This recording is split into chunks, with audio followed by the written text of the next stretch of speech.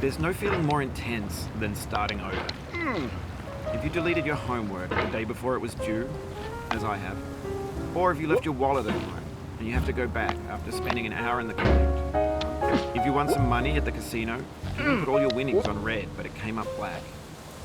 If you got your best shirt dry cleaned before a wedding and then immediately dropped food on it. If you won an argument with a friend and then later discovered that they just returned to their original view. Starting over is harder than starting up. If you're not ready for that, like if you've already had a bad day, then what you're about to go through might be too much. Feel free to go away and come back. I'll be here. Alright, thanks for coming with me on this trip. I'll understand if you have to take a break at any point. Just find a safe place to stop and quit the game. Don't worry, I'll save your progress, always, even your mistakes. This game is a homage to a free game that came out in 2002, titled Sexy Hiking. The author of that game was Jazzuo, a mysterious Czech designer who was known at the time as the father of B games. And B games are rough assemblages of found objects. Designers slap them together very quickly and freely, and they're often too rough and unfriendly to gain much of a following. They're built more for the joy of building them than as polished products. In a certain way, Sexy Hiking is the perfect embodiment of a B game. It's built almost entirely out of found and recycled parts, and it's one of the most unusual and unfriendly games of its time. In it, your task is simply to drag yourself up a mountain with a hammer. And that act of climbing, in the digital world or in real life, has certain essential properties that give the game its flavor. No amount of forward progress is guaranteed. Some cliffs are too sheer or too slippery. And the player is constantly, unremittingly in danger of falling and losing everything. Anyway, when you start Sexy Hiking, you're standing next to this dead tree that blocks the way to the entire rest of the game. It might take you an hour to get over that tree. A lot of people never got past it. You prod and you poke at it, exploring the limits of your reach and your strength, trying to find a way up and over. And there's a sense of truth in that lack of compromise. Most obstacles in video game worlds are fake. You can be completely confident in your ability to get through them once you have the correct method or the correct equipment or just by spending enough time. In that sense, every pixelated obstacle in Sexy Hiking is real. The obstacles in Sexy Hiking are unyielding, and that makes the game uniquely frustrating. But I'm not sure Jazzuo intended to make a frustrating game. The frustration is just essential to the act of climbing, and it's authentic to the process of building a game about climbing. A funny thing happened to me as I was building this mountain. I'd have an idea for a new obstacle, and I'd build it, test it, and it would usually turn out to be unreasonably hard. But I couldn't bring myself to make it easier. It already felt like my inability to get past a new obstacle was my fault as a player rather than as a builder. Imaginary mountains build themselves from our efforts to climb them, and it's our repeated attempts to reach the summit that turns those mountains into something real. When you're building a video game world, you're building with ideas, and that can be like working with quickset cement. You mold your ideas into a certain shape that can be played with, and in the process of playing with them, they begin to harden and set until they're immutable, like rock.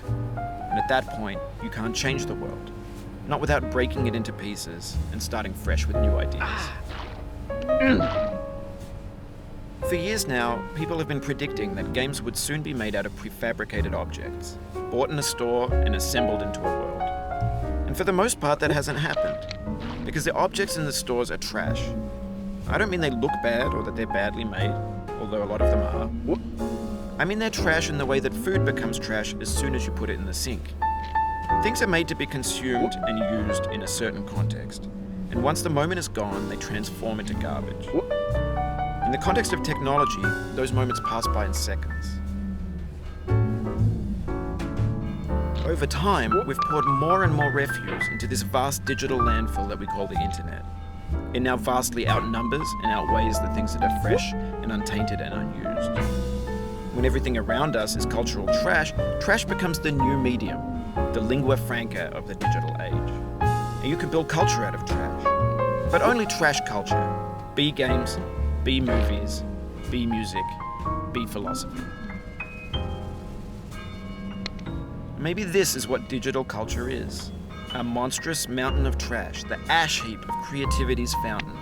A landfill with everything we ever thought of in it. Grand, infinite, and unsorted. There's 3D models of breakfast, Gen X's fanfic novels, Scan magazines, green screen Shia LaBeouf, banned stuff scenes on LiveLeak. Facebook's got lifelike bots with unbranded adverts and candid shots of Kanye and Taylor Swift mashups, car crash epic failed GIFs, Russian dashcam vids, discussions of McRibs, discarded, forgotten, unrecycled, muddled, rotten, untitled. Everything's fresh for about 6 seconds, until some newer thing beckons, and we hit refresh. And there's years of persevering, disappearing into the pile, out of style, out of sight. In this context, it's tempting to make friendly content that's gentle, that lets you churn through it but not earn it.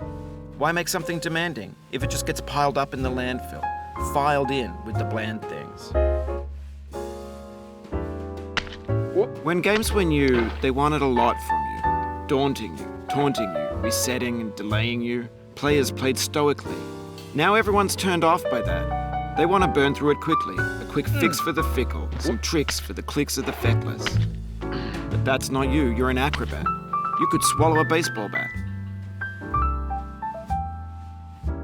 Now I know, most likely you're watching this on YouTube or Twitch, while some dude with 10 million views does it for you, like a baby bird being fed chewed up food. That's culture too. What?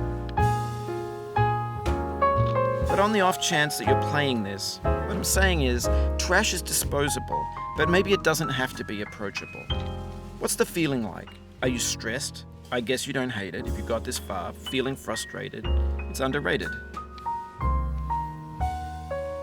An orange is sweet, juicy fruit locked inside a bitter peel. That's not how I feel about a challenge. I only want the bitterness. It's coffee. It's grapefruit. It's licorice. It feels like we're closer now. Composer and climber, designer and user. You could have refused, but you didn't. There was something in you that was hidden, that chose to continue. It means a lot to me that you've come this far, endured this much. Every wisecrack, every insensitivity, every setback you've forgiven me is a kingly gift that you've given me.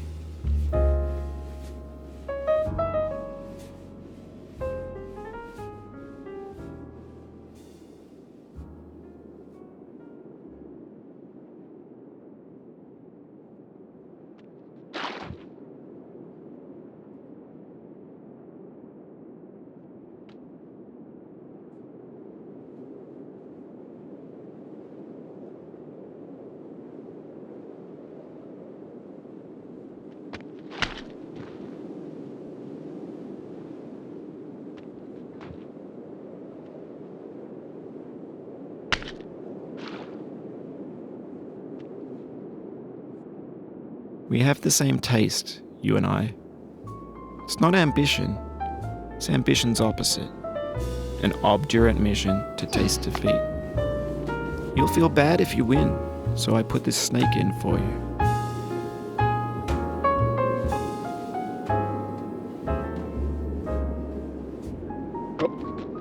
No.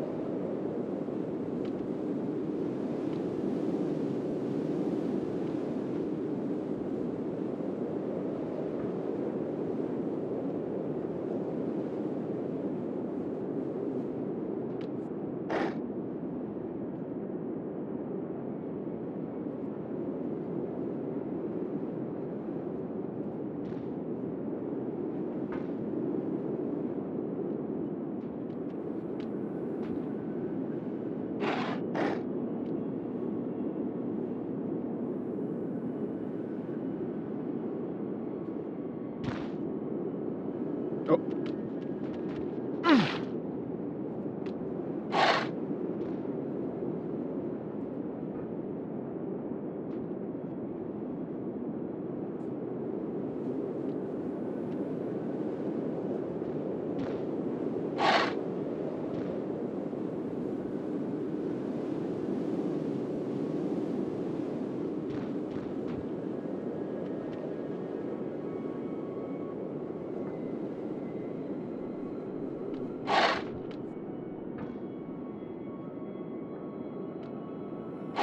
Have you thought about who you are in this? Are you the man in the pot, Diogenes? Are you his hand? Are you the top of his hammer? I think not. Where your hand moves, the hammer may not follow, nor the man, nor the man's hand. In this you're his will, his intent, the embodied resolve in his uphill ascent.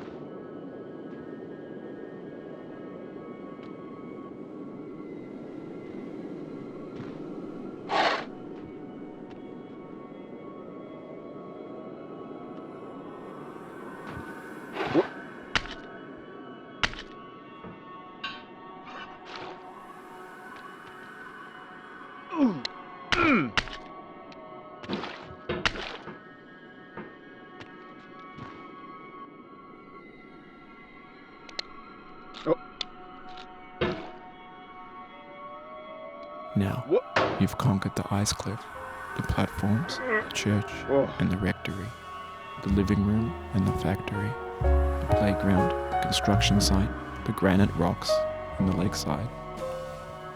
You've learned to hike. There's no way left to go but up. In a moment, I'll shut up. But let me say, I'm glad you came.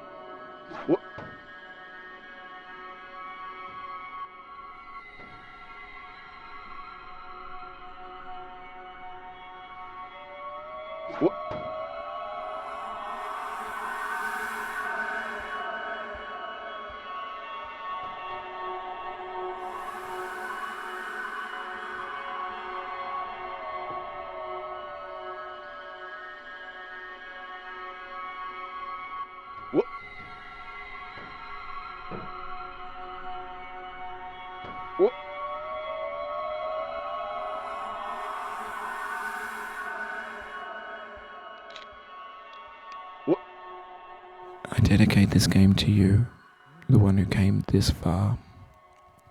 I give it to you with all my love.